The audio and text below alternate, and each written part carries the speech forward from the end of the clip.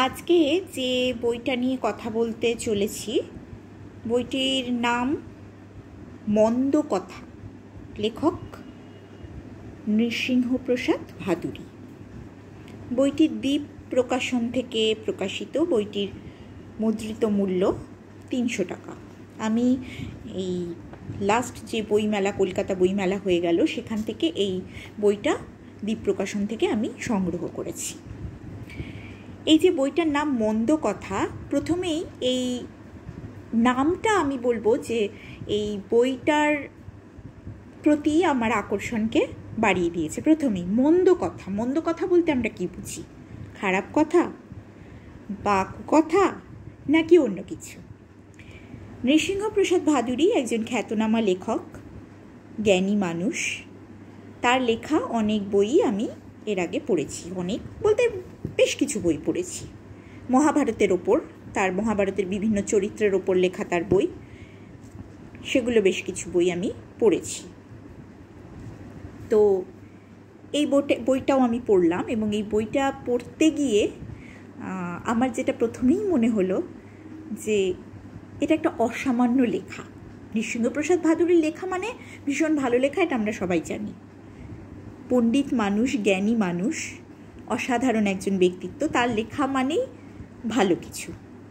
কিন্তু এই বইটা, স্পেসিফিক্যালি এই বইটা আমার ভীষণ অন্যরকম মনে হয়েছে। এই বইটাতে লেখক তার দৈনন্দিন জীবনের যে ঘটনাবলী, প্রতিদিনকার যে অভিজ্ঞতা, সেগুলোকে তার নিজের মতো করে, সেগুলো সম্পর্কে তার ব্যক্তিগত ধারণা, ব্যক্তিগত বিশ্লেষণ, সেগুলোকে এই বইটিতে তিনি তুলে ধরেছেন।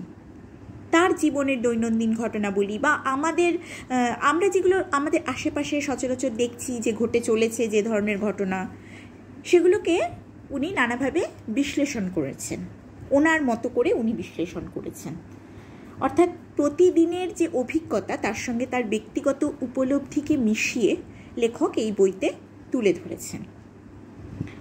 এবং এই প্রসঙ্গে তিনি বিভিন্ন অনেক কিছুর প্রসঙ্গেরই অবতারণা করেছেন। সেটি তার মধ্যে মহাভারত রয়েছে, গীতা রয়েছে, পুরাণ রয়েছে, নেপোলিয়ন, কৌটিল্যের প্রসঙ্গ রয়েছে, সম্রাট অশোকের পুত্রের প্রসঙ্গ রয়েছে, ঐতিহাসিক কিছু প্রসঙ্গ রয়েছে, শাস্ত্র, ইতিহাস, এই সব কিছু মিলিয়ে, এবং দৈনন্দিন বাস্তব জীবনের কিছু ঘটনাবলী, এই সব কিছুর ওপরে তিনি নানাভাবে আলোকপাত করেছেন। এবং তার নিজস্ব যে মতামত বা নিজস্ব বিশ্লেষণী ক্ষমতাকে প্রয়োগ করে তার যা মনে হয়েছে, সেগুলো তিনি এই বইতে আমাদের সকলের সঙ্গে ভাগ করে নিয়েছেন।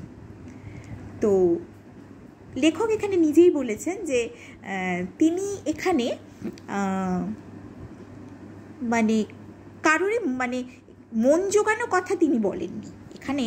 এখানে যেটা লেখা আমি দেখতে পাচ্ছি যে গোবধ, অপশব্দ, কলহ, সহিষ্ণুতা, রোল মডেল নির্মাণ, ভক্তি, এই সব কিছুর ওপরে লিখতে গিয়ে তিনি কারোর মন জোগানোর কথা বলেননি। অন্তত এটাই বই পড়েও আমার তাই মনে হয়েছে। তার যা মনে হয়েছে, ভীষণ সৎ একটা প্রচেষ্টা, ভীষণ সুন্দর একটা বই, ভীষণ সুন্দর কিছু লেখা, খুব সুন্দর কিছু বিশ্লেষণ আমরা পেয়েছি। তো এই বইটা পড়ে আমার ভীষণ ভালো লেগেছে। পেজ কোয়ালিটিও ভালো বইটার, আর লেখাগুলো বেশ পরিষ্কার, পাতাগুলো সাদা, বেশ মিল্কি হোয়াইট যাকে বলে, আর তার মধ্যে লেখার অক্ষরগুলোর বেশ সাইজও বেশ বড় বড়, পরিষ্কার লেখা, ফাঁকা ফাঁকা, পড়তেও সুবিধে। বয়স্ক মানুষদের তো খুবই ভালো লাগবে, কারণ চোখের সমস্যা তো অনেকেরই থাকে, তো সেই জায়গায় দাঁড়িয়ে খুবই ভালো লাগবে, 1 নম্বর। আর 2 নম্বর হচ্ছে যে এই ধরনের বই যারা পড়তে ভালোবাসেন বা নৃসিংহপ্রসাদ ভাদুড়ীর লেখা যারা পছন্দ করেন, তারা অবশ্যই এই বইটি সংগ্রহ করুন এবং পড়ুন। আমার মনে হয় খুব একটা নিরাশ হবেন না।